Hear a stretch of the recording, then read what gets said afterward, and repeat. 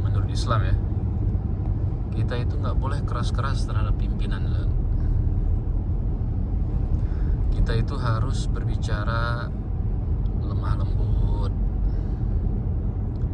harus berbicara dengan kalem, tenang, sehingga informasi yang ingin kita sampaikan kepada pimpinan itu tersampaikan dengan baik.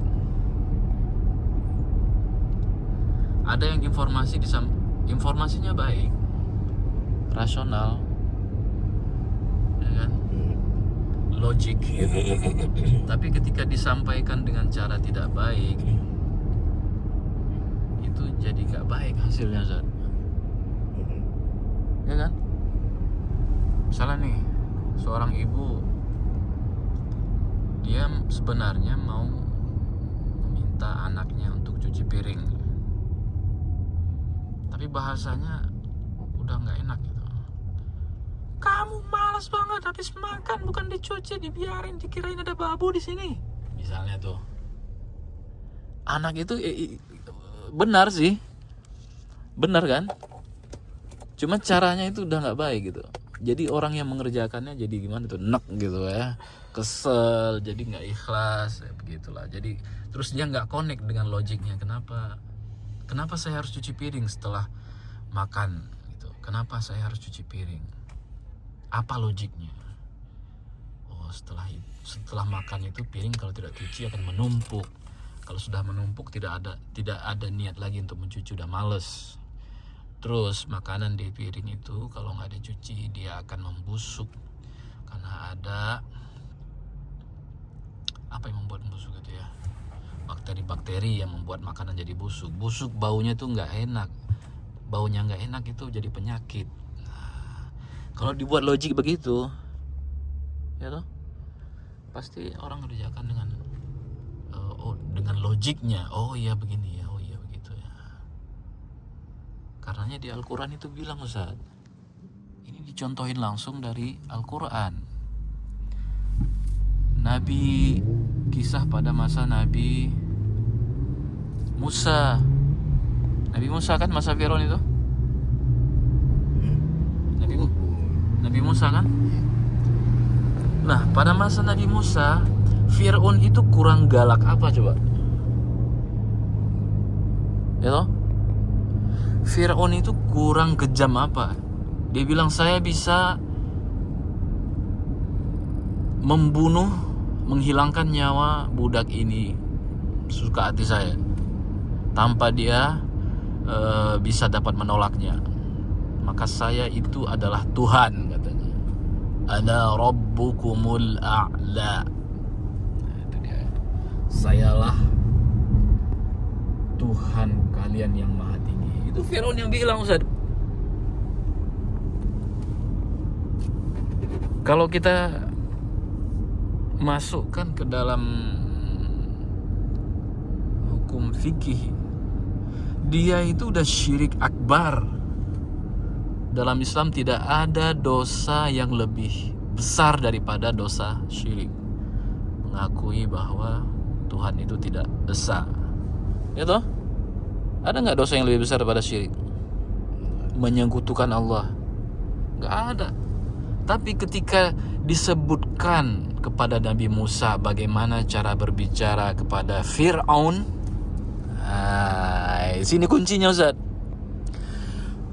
Faqula lahu qawlan layyinan. Ya toh? Ada ayatnya dalam Al-Quran. Maka kalian berdua berbicaralah dengan dia itu qawlan layyinan, bahasa yang fleksibel, yang lemah lembut, yang bisa membuat orang terhubung logiknya. Qane punandeh, kata orang Persia. Kalau tidak akan nyambung. Jadi cara kita menyampaikan sesuatu itu sangat urgent sekali, kawan-kawan. Tidak bisa kita menyampaikan dengan kekerasan, dengan teriak-teriak. Yang ada adalah dongkol. Jadi apa yang ingin kita sampaikan itu tidak tersampaikan dengan baik. Islam itu lugas, sampaikan dengan cara yang lembut, cara yang baik. Bahkan tuh dalam Al-Quran juga ada ayat ud'u ila sabili rabbika bil hikmah, ajaklah kepada jalan Tuhanmu. Jalan Tuhan itu kan jalan menuju kebenaran ya. Tidak mungkin jalan Tuhan itu jalan yang menuju kesesatan. Kita ingin menyampaikan kebaikan, kebenaran ya, harus dengan bil hikmah wal mau'idhah hasanah. Harus dengan cara hikmah. Hikmah itu bijaksana. Wal mau'idhah, mau'idhah itu nasihat hasanah yang baik. Nah, ini harus disampaikan. Tidak boleh dengan kata-kata kasar, apalagi makian, menghina, merusak kepentingan umum.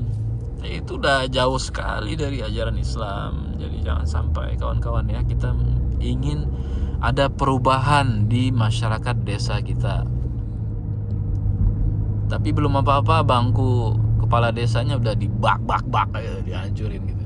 Padahal itu belinya dari uang kita juga, uang rakyat. Ada begitu? Wah, Di kampungan tuh Mas. misalkan nih pemilu nih, kesalahan penghitungan. Wah ini udah tuh. Kayaknya lebih seru pilkades ya daripada pilkada. Pilkades itu, aduh ya Allah ya, bangku-bangku plastik itu bak gitu kan. Banyak itu videonya di YouTube. Pilkades gitu ya. Iya, ini apa ini Ustaz? Ini dia Museum Nasional ya? Iya, Qatar National Museum. Ya, ini dia Qatar National Museum. Oh, Qatar National Museum. Teringat, oh sepeda Nabi Adam katanya, ada kan? Siapa begitu? Kadang ada itu ibu-ibu yang lagi jalan ke Saudi. Saudi, jadi Ada sepeda besar. ada sepeda besar. Dia bilang, oh jadi pembawa, entah betul itu pembawa tour guide-nya bilang itu dia sepeda Nabi Adam katanya. Oh sepeda Nabi Adam katanya. Lucu juga ya. Lucu Sad. Yang bilang itu ibu-ibu lagi. So itu tadi mirip kerang ya? Mirip kerang ya? Kerang mutiara ya? Bukan. Jadi? Itu konsepnya bunga padang pasir. Oh begitu model bunga padang pasir. Ya, desert rose. Desert rose. Nggak pernah lihat anak? Bunga padang pasir. Oh begitu ya modelnya ya? Replikanya itu. Luar biasa. Jadi bentuk Museum Nasional Qatar itu seperti bunga padang pasir. Nantilah kapan-kapan kita ajak kawan-kawan ke Ada kok sana. souvenirnya di situ. Seperti itu juga ya. Souvenirnya. Oke. Jadi itulah kawan-kawan ya, sekedar ngalur ngidul kita pagi hari ini. Lanjut. Pagi yang cerah. Sudah tidak boleh kita sampaikan sesuatu itu sangat lama sekali, orang nggak menangkap nanti apa yang disampaikan. Intinya itu sudah dapat. Ya. Intinya adalah saat kita berbicara itu harus dengan lemah lembut, tidak boleh kasar-kasar. Manja. Jadi bagaimana kami Bapak kalau kami memang orang timur kami atau orang Sumatera Utara kami, memang begitu cara kami berbicara sama pimpinan. Kau kalau tak bisa biar aku yang gantikan. Cemara itu. Cemara. Kayak di film-film. Ih, tidak boleh. Tetap walaupun orang Batak, walaupun orang Sulawesi, orang Timur, Ambon, Papua, Manado sana, kalau berbicara ya anggap aja berbicara dengan istri pasangan yang kita sukai lah. Pasti ada manis-manisnya toh. Tidak mungkin selalu begitu bicara. Bagaimana kau sayang? Apa kau buat? Apa kau bikin? Apa katanya? Oh iya. Semua itu tidak mungkin, dalam segala budaya pasti ada suara yang tinggi, suara yang lembut, suara yang manis didengar. Nah, Nabi Musa jadi bilang waqula lahu qaulan layyinan, ya ucapkanlah kata-kata yang manis, yang bijaksana, lemah lembut, bukan kata-kata yang menohok. Ya, yang apa istilahnya itu, skak. Suka dia. Kalau dia sekak kenapa? Kan nggak berubah juga kebijakan. Jangan salahkan pimpinan. Cara kita yang menyampaikannya tidak baik. Cara kita menyampaikannya tidak dengan mau'izah hasanah. Bahkan tuh dalam Al-Quran juga ada tuh Ustaz, para sahabat yang seperti itu. Makanya turun ayat la tarfa'u aswatakum, sautukum atau aswatukum, la tarfa'u aswatukum fawqa sautan nabi. Jangan kau tinggikan suaramu itu melebihi suara Nabi. Ya, pasti ada kejadian itu, makanya turun ayat begitu. Jangan kau tinggikan suaramu di hadapan Nabi. Kau itu tidak ada apa-apanya, tidak mengerti apa yang dimengerti oleh Nabi. Sampai turun ayatnya itu. Coba cek nanti dalam Al-Quran ada itu ayatnya. Jangan kau tinggikan suaramu di depan suara Nabi. Bicaralah. Kalau misalnya nih terhadap Fir'aun yang syirik saja seperti itu Allah ucapkan ya. Ya kan? Fir'aun itu melakukan kesalahan dosa besar. Tapi begitu dibilang, apalagi terhadap orang baik-baik seperti Ustadz Muhammad Hakim Al-Faqih. Ya toh? Seperti anak-anak Alhamdulillah. Yahdikumullah, aslih balakum. Sudahlah.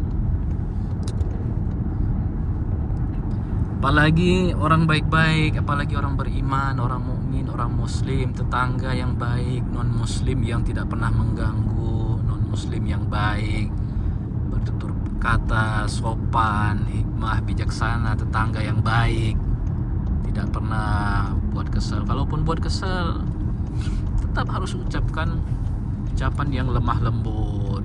Nah, kurang baik apa, itu kurang lugas apa, kurang damai apa agama Islam ini. Kalau misalnya kita pahami dengan baik tanpa mengedepankan hawa nafsu, tanpa mengedepankan emosi.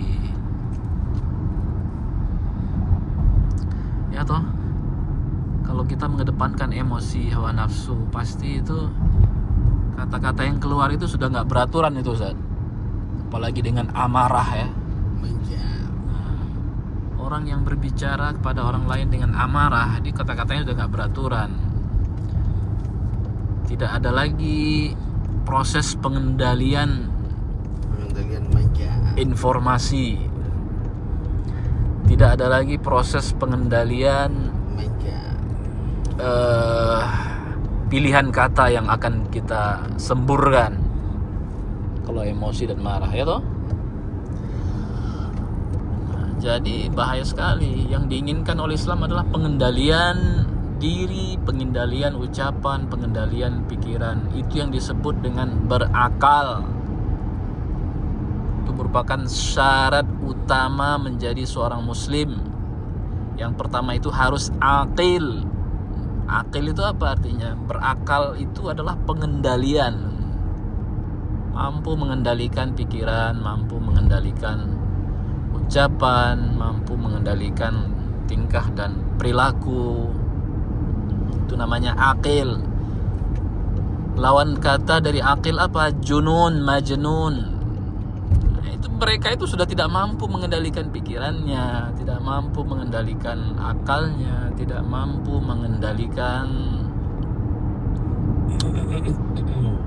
tingkah lakunya. Makanya mereka udah susah membedakan di mana tempatnya untuk ketawa. Ya toh? Di mana tempatnya untuk ketawa, ya udah lupa dia. Udah nggak bisa dikendalikan ya, pokoknya ketawa aja. Jumpa tiang listrik, tiang lampu begini, nah, itu dia orang yang tidak berakal, tidak tahu dia menempatkan sesuatu pada tempatnya. Orang lagi tenang-tenang, datang dia teriak-teriak misalnya kan, itu bukan akil namanya, kawan-kawan. Jadi itu merupakan syarat utama menjadi seorang muslim. Tidak bisa, bahkan anak-anak, makanya anak-anak dihukumi itu tidak mendapat hukuman karena dia belum akil, dia belum tahu membedakan ini baik dan buruk. Anak-anak itu sampai dewasa, setelah dia dewasa baru dia disebut akil. Kalau tidak dewasa tidak disebut akil. Ada syarat lain, itu mumayyiz, mampu membedakan antara baik dan buruk.